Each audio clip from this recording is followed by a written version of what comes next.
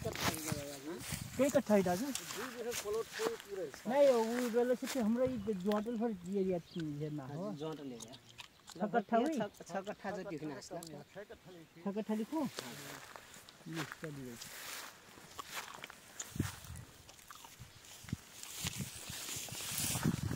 के हेर्नु को आज फोटो खिच्ने हैन सिधै भिडियो बनाउने हो फिल्ड भेरिफिकेसनको सिधै भिडियो बनाउने र अरु अनुगमन को अनुगमनमा मल वाला हुन के ए क्या मल हुन 10 कट्ठा 5 किलो छिटे हुन क्या हो त्यो मलको त्यो विज्ञापन गर्न आथे क्या 5 किलो कहाँ हुई मलाई दोसर हो हेरी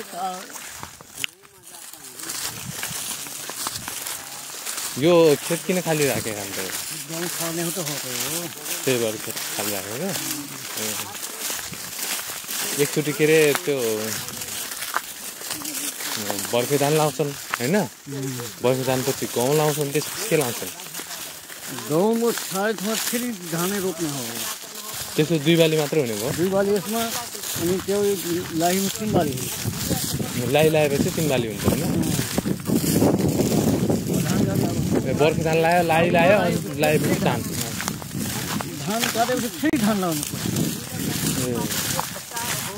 गहुँ लायो भनेपछि त्यो एक बालीलाई गायब गरिदिनु भयो एक बाली लाउन मिल्दैन गाउँ मुसो त्यही हो बैशाखेर हुन्छ यो चाहिँ कस्तो खेत हो जयराम खेतबाट यो सरी 17 कट्ठा पुरै हो त ऊ अठना मान ली रोड बा रोड से यहाँ हो 17 कट्ठा अभी कई कट्ठा बराबर कई कट्ठा है दाजु कहाँदेखि कहाँसम्मको त्यो कहाँदेखि कहाँसम्म यो मेयर पुरै 17 कट्ठा हो रे त्यो कहाँदेखि कहाँसम्म दिँदा छन् त्यो साँधदेखि पुरै त्यो रोड त्यो मेयर कि त्यो रोड छोको भने चाहिँ ऊ परै गत वर्ष त्यहाँनिरको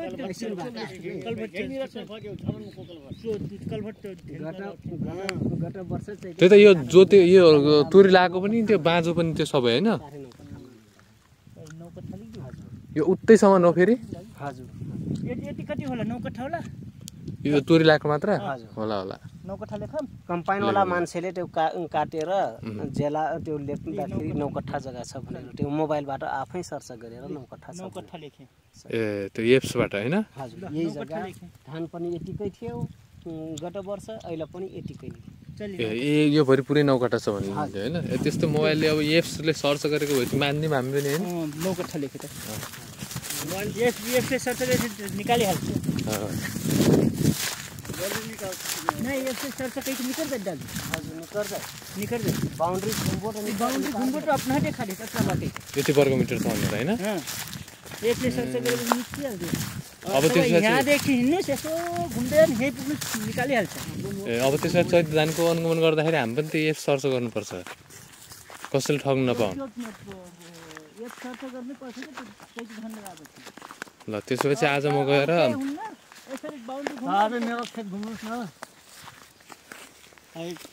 आज म गएर अनि युट्युबमा सर्च गरेर त एप्स लिएर आउँछु त्यसपछि कसैले ठग्न पाउनु छैन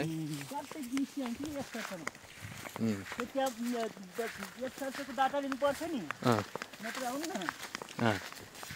त्यही प्रुफ देखाइदिने होइन तपाईँको यो भनेर लेखिदिने उतिखेर अनि त्यसपछि सकिहाल्यो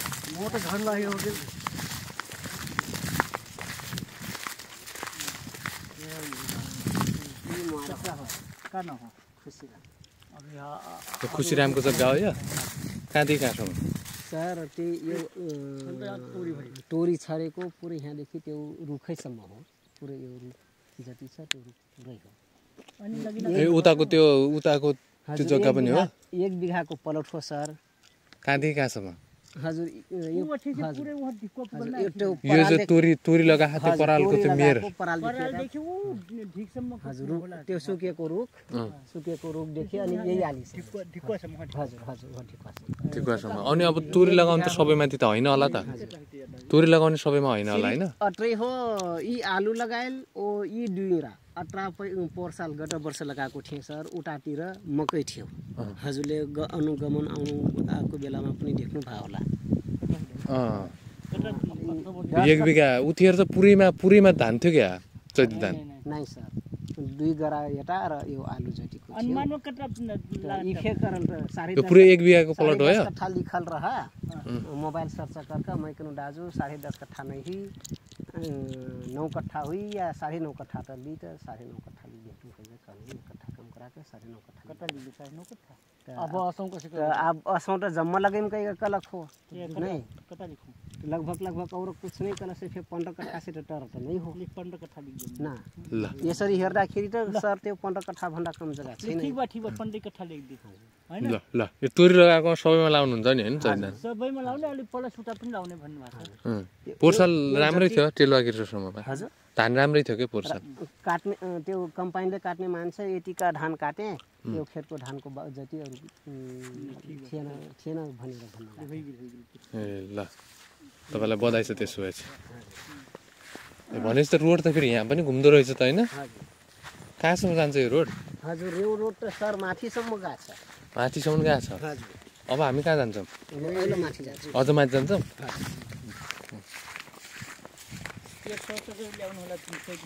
ल भोलिदेखि म एप सर्च गरेर ल्याउँछु भोलिदेखि त हुन्न होला अब अर्को चैत धानको अनुगमन गर्दाखेरि चैत धानको अनुगमन गर्दाखेरि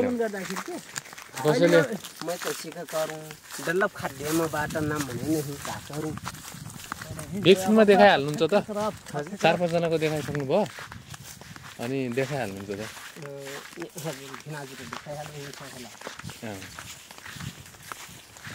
चिन्नु भएको छ होला नि तपाईँले हैन चिन्नु भएको भने देखाइहाल्नुहुन्छ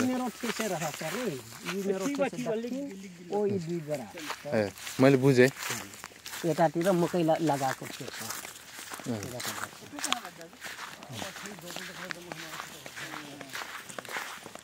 तपाईको धान बिक्री भएको छैन त्यसो भए चाहिँ हजुर हजुर त्यस्तै त्यो भकारीमा छ सर अझै पनि त्यहाँ बिक्री हुने चान्स छैन हैन फेरि खाद्यमा खाद्यले लिइरहेछ त्यो 34-63 मा बेच्नै नसक्ने अवस्था छ फेरि त्यो सीमित मात्रामा मात्रै लिँदो रहेछ हैन पुरा एक हप्ता भइगयो सर त्यो 2 डलप लिएको छु त्यहाँ अझ फेरि त्यो फर्काउनु पर्ने अवस्था पनि आउन सक्छ हजुर अब त्यो त्यसको कोटा त्यसो खाद्यको कोटा पुगिसक्यो भने चाहिँ फर्काउनु पर्ने अवस्था पनि आउन सक्छ हैन त्यो अनि किसानहरुलाई गाह्रो छ चैते धान लगाएर रोपेर मात्रै के गर्ने अनि यहाँ सुन्नु तपाईहरुलाई म एउटा आइडिया दिन्छु है तपाईको यो कतिमा दिइराखेर खाद्यले 34-63 त्यो किन लिइराखा थाहा भन्नु भएको छ कि नै खाद्यले चाहिँ त्यो बढी माथि किन तपाईहरुको किनिराख यो महाजन भन्नुहुन्छ हैन तपाईहरुकोमा यो महाजनहरुले चाहिँ किन तपाईको कममा लिइराख भन्ने केही बुझ्नु भएको कि नै तपाईले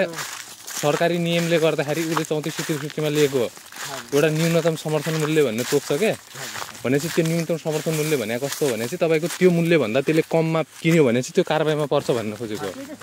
बुझ्नुभयो यदि तपाईले त्यो सरकारले चाहिँ के नियम लगायो भने चाहिँ उ त सरकारी निकाय भएर उले अब सरकारी